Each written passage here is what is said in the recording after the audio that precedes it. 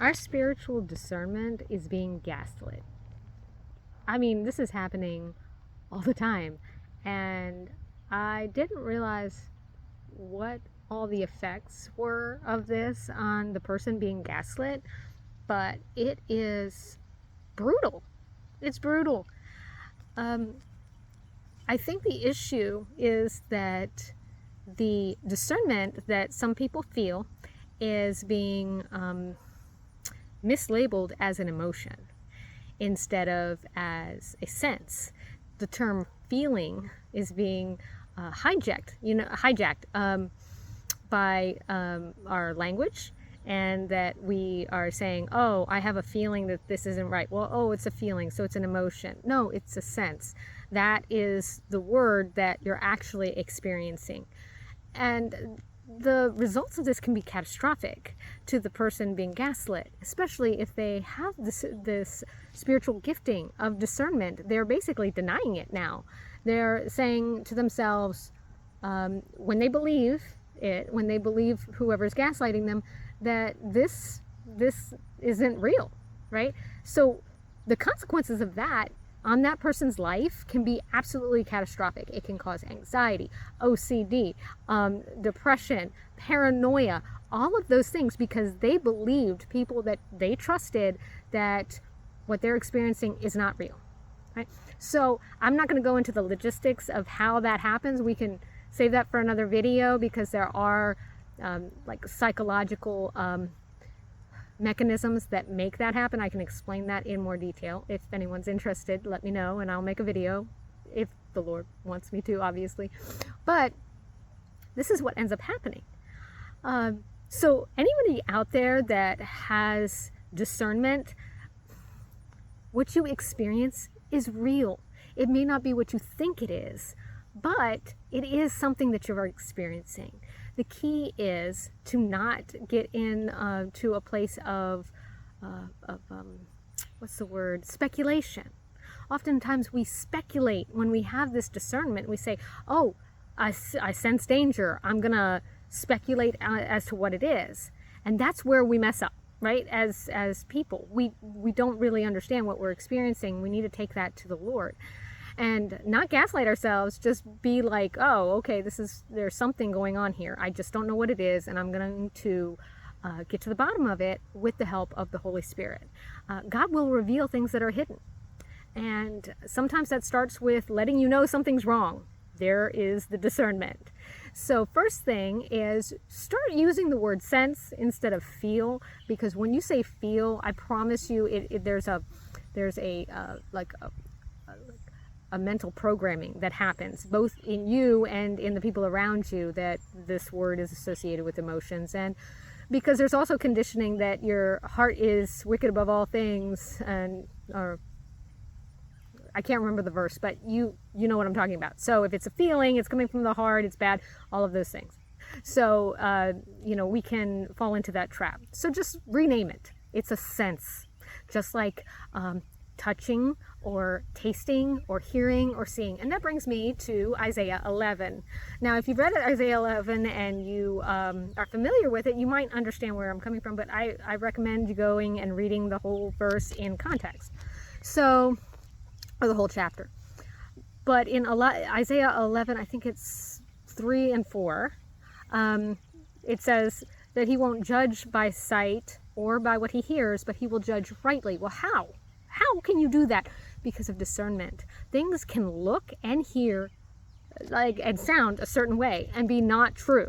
Okay, if that wasn't a fact of life, there would be no wolves in sheep's clothing, right? Because you would be able to see it and hear it, but you can't always. And there's things that are hidden, and so our discernment is our first line of defense. Well, maybe not our first line of defense, but it is a line of defense for us. And those that have that gifting,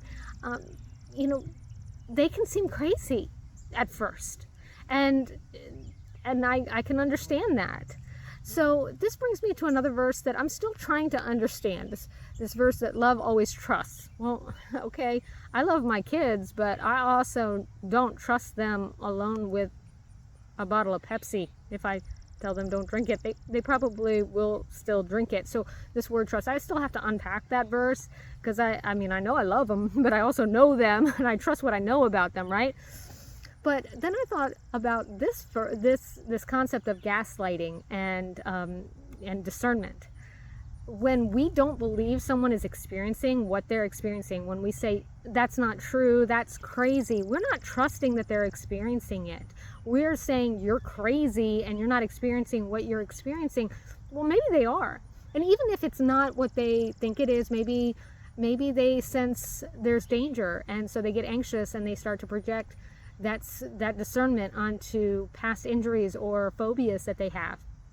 Then it can look kind of crazy. But if we believe that they are afraid, if we believe them that they sense something is happening, then we can get to the bottom of it, and we can understand what they're experiencing and help them to understand what they're experiencing.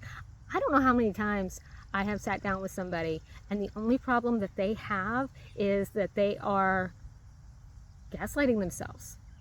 You know, they're experiencing something and they're gaslighting themselves, and because they don't understand what it is, they've projected what they think it is onto the situation, and it's usually not what they think it is.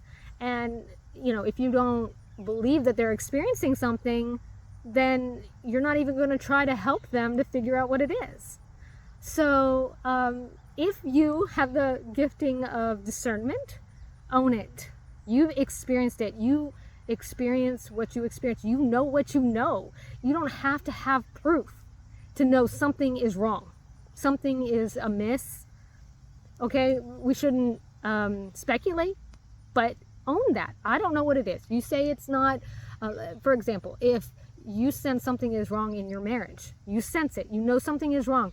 Okay, and you talk to your spouse about it. You don't have to go, you're cheating on me or you're lying to me. You can say, I'm sensing something is happening and I don't want it to become a problem. So help me figure out what it is.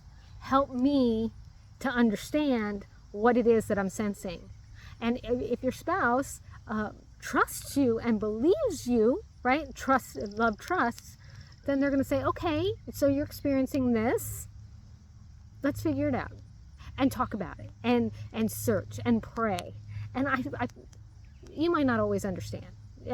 Maybe it's something that isn't even related to what you think it is, and so, but that doesn't mean that it's not real. So don't be gaslit. Don't do it. And if you sense that something is wrong, then something is. Even if it's not what you think it is, it might be internal to yourself. If you don't take the time to seek it out, well, then it'll just fester. And other people are counting on your gift. That gift of discernment is not for you alone. It's for other people. See, our gifts are, we don't really, they don't belong to us. God gave them to the body. And if we don't give them to the body, then we're not fulfilling our purpose, right? So anyway, I just wanted to share that. And maybe encourage somebody who might be experiencing some psychological trauma because they are being gaslit and believing it to be true. Sometimes what makes us crazy is that we believe that we are. Have a great day.